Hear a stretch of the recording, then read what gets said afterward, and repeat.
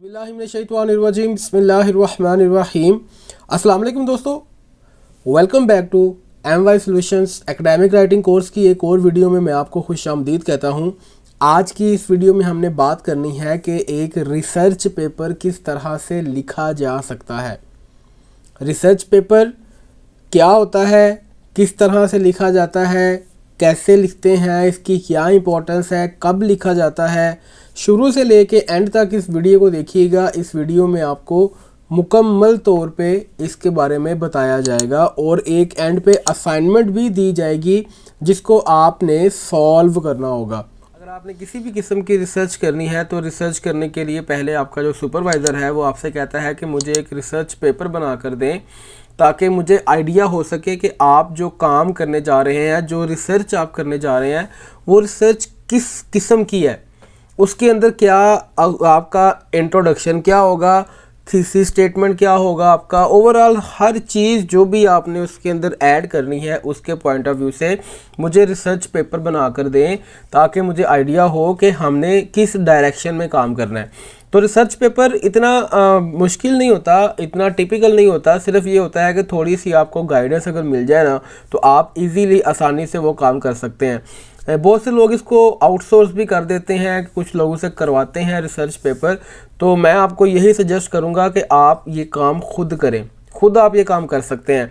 मैं भी आपके सामने बताता हूं कि एक रिसर्च पेपर में कितने पार्ट्स होते हैं, कौन कौन से पार्ट्स पर एक रिसर्च पेपर बेस करता है और किस पार्ट में, किस सेक्शन में कौन सी बात की जाएगी, पहली बात। दूसरी बात यह है कि मैं आपको यहाँ पर प्रैक्टिकल आपको एक रिसर्च पेपर जो मैंने रिसेंटली लिखा था वो रिसर्च मैं आपको लिखी हुई दिखाऊंगा। मैंने रिसर्च की थी और आपको जो बातें मैं यहाँ पर बताई हैं उनको मैं प्रॉपरली इम्प्लीमेंट भी कर चुका हूँ। तो आपको पता है कि अल्हम्दुलिल्लाह इस चैनल के ऊपर आपको वो वीडियोस मिलती हैं, वो सारी की सारी वीडियो मिलेंगी जो प्रैक्टिकल हैं। रिसर्च पेपर मैं थोड़ा सा इसको जूम करता हूँ ताकि आपको ये ईजिली नज़र आ जाए।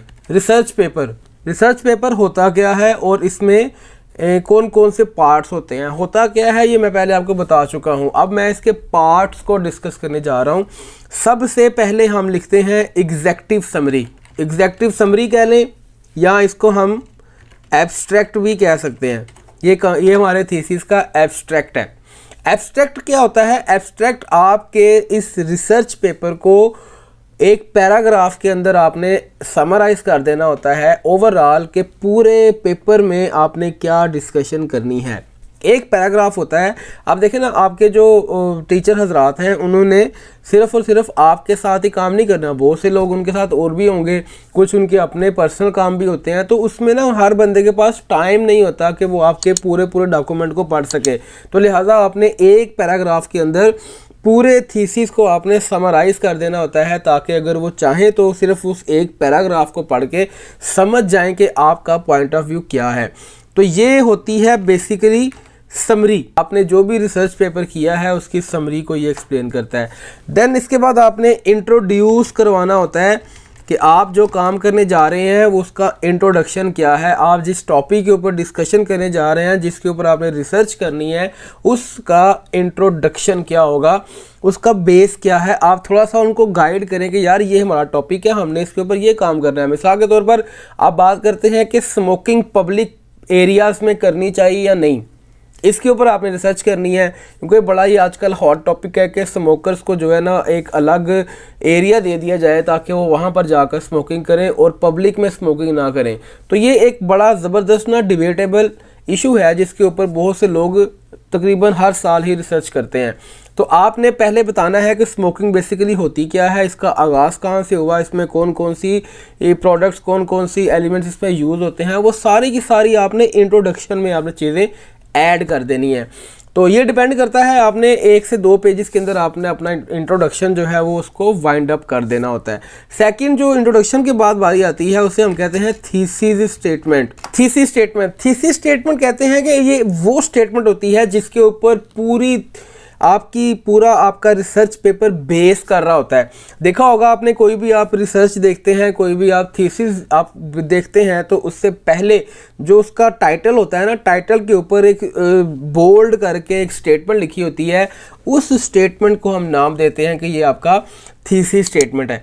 तो थीसिस स्टेटमेंट आपने प्रॉपरली यहाँ पर आपने सिर्फ एक स्टेटमेंट एक लाइन के अंदर आपने बता देना होता है कि आपका जो टॉपिक है वो कैसे किस चीज़ पर बेस करता है।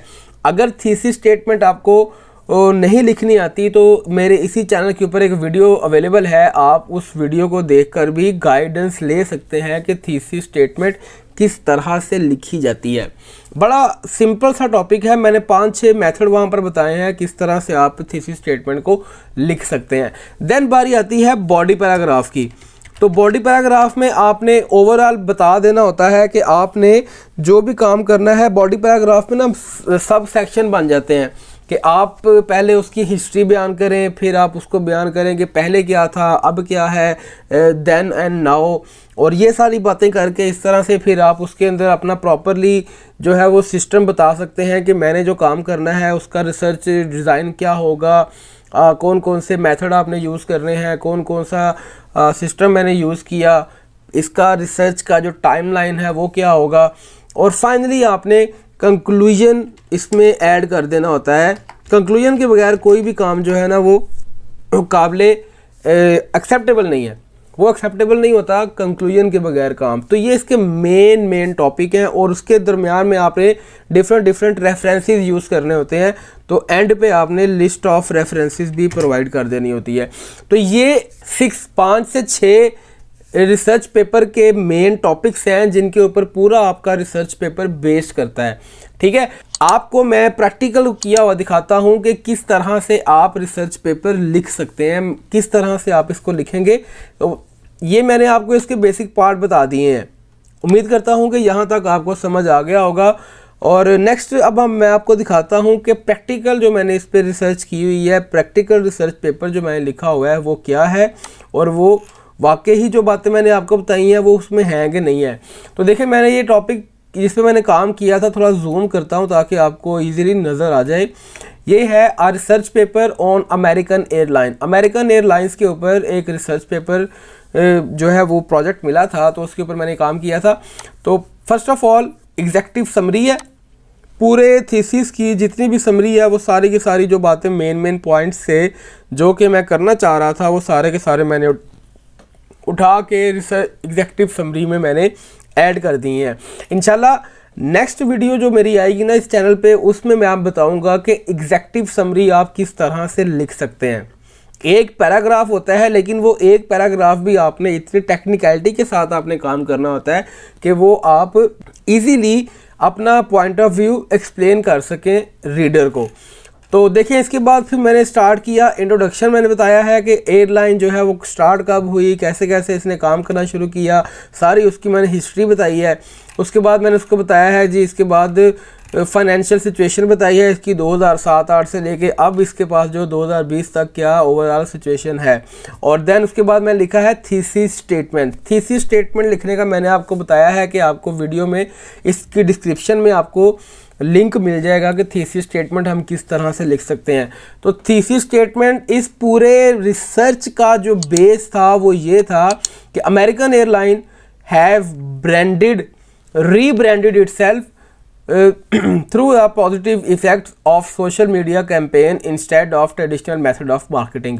तो मतलब मैंने ओवरऑल बताया है कि किस तरह से मैंने काम करना है कि अमेरिकन एयरलाइन ने एक रिसर्च की, रिसर्च करने के बाद उनको ये बात जो है वो सामने आई कि हमें अपने आप को रीब्रांड करना चाहिए। तो किस तरह से उनके माइंड में ये चीज़ आई, कैसे उन्होंने इस चीज़ को फोकस किया, कैसे उसको फॉलो अप किया और किस तरह से ये इतने सक्सेसफुली अपना काम कर रही है। तो ये मेरा बेसिकली ओवरऑल इसका पर्पस था थीसिस का। देन मैंने उसके बाद स्टार्ट किया है बॉडी पैराग्राफ से कि बॉडी पैराग्राफ में मैंने यहाँ पे ग्राफ भी ऐड कर सकते हैं आप, अगर आप चाहें तो ग्राफ भी ऐड कर सकते हैं। ये पिक्चर ग्राफ लगे हुए हैं। उसके बाद मैंने ये देखे कि स्टडी का जो पैटर्न है वो क्या होगा, क्वालिटेटिव स्टडी होगी, उसके बाद फाइंडिंग्स क्या होंगी और उसके बाद ऑब्जेक्टिव्स क्या हैं। सारा मैंने आपको जो मैंने बताया ना कि जो भी आपने पूरा एक प्लान है, आउटलाइन है, वो आपने बना के अपने सुपरवाइज़र को बतानी होती है कि हमने बेसिकली ये काम करना है पूरी रिसर्च के अंदर। तो ये डाटा कलेक्शन मेथड भी आपने यहाँ पर बता दिया और फाइनल जो है वो आपका डाटा एनालिसिस और उसके अलावा जो भी इसमें इश्यूज़ वगैरह आपको फेस करने पड़े हैं वो आपने यहाँ पर बता दिए हैं। ये गैंट चार्ट है जिसमें आप बताते हैं कि मेरा जो काम है वो किस तरह से मैं स्टार्ट करूँगा और कितनी देर में मेरा ये जो थीसिस है, ये थीसिस वर्क है, रिसर्च वर्क है, ये किस तरह से वाइंड अप होगा। और फाइनली जो है वो मैंने समरी बयान कर दी है। आप इसको समरी कह लें या कंक्लूजन कह लें, बात एक ही है कि आपने ओवरऑल पूरे उस थीसिस को यहाँ पर समराइज़ कर दिया है और फाइनली आपने एंड पे यहाँ पर जितने भी रेफरेंस आपने यूज़ किए हैं उन सब के रेफरेंसेस आपने दे दिए हैं। वह रेफरेंसेस कैसे देते हैं, किस तरह से देते हैं, कुछ लोग तो इसको ऑनलाइन जाके वहाँ से उठाते हैं और उसके रेफरेंस कॉपी पेस्ट कर लेते हैं। ये काम ठीक नहीं है। अगर आप चाहें तो आप वर्ड का ये रेफरेंस सेक्शन है, इसको यूज़ करके आप यहाँ से भी रेफरेंसेस ऐड कर सकते हैं। तो इसके लिए आपको वो जो है ना स्पेशली किस्म की कोई ज़रूरत नहीं है। इसी वीडियो की डिस्क्रिप्शन में आपको लिंक मिल जाएगा कि किस तरह से आप रेफरेंसेस ऐड कर सकते हैं। तो ये ओवरऑल इसका पूरा स्ट्रक्चर था कि आप किस तरह से एक थीसिस से पहले आप रिसर्च पेपर लिख सकते हैं। तो उम्मीद करता हूं कि ये आपको रिसर्च पेपर लिखने का पैटर्न समझ आ गया होगा। एक बार दोबारा से आप देख लें कि इसमें ओवरऑल ये 6 स्टेप्स हैं जिनके अंदर जाके आप अपना एक अच्छा सा एक्सेप्टेबल रिसर्च पेपर आप लिख सकते हैं। और दोस्तों अब हमने बात करनी है असाइनमेंट की। जी दोस्तों, ये असाइनमेंट है हमारे पास। Write a research paper. आपने एक रिसर्च पेपर लिखना है on the topic of impact of social media on teenagers. APA formatting style होगा, 1500 वर्ड्स का ये आपने करना है। और इसमें रेफरेंसेस कितने होंगे, आप इसमें 5 रेफरेंसेस यूज़ कर लें। 5 रेफरेंसेस आपने यूज़ करने हैं और 1500 वर्ड्स का ये होगा। और आपने ये करने के बाद इस ईमेल आईडी पे आपने इसको शेयर कर देना है। आपको उसके ऊपर फीडबैक मिल जाएगा कि आपके इस रिसर्च पेपर में क्या चीज़ इंप्रूव होने वाली है। तो उम्मीद करता हूँ कि ये वीडियो भी आपको पसंद आई होगी। हमेशा की तरह इस वीडियो को लाइक कर दें, एक अच्छा सा कमेंट कर दें, चैनल को सब्सक्राइब कर लें और बेल आइकॉन पे क्लिक कर लें ताकि आने वाली वीडियोस का नोटिफिकेशन आपको मिलता रहे। अपना बहुत बहुत ख्याल रखिएगा, दुआओं में याद रखिएगा। मिलते हैं एक और वीडियो में, तब तक के लिए अल्लाह हाफिज़।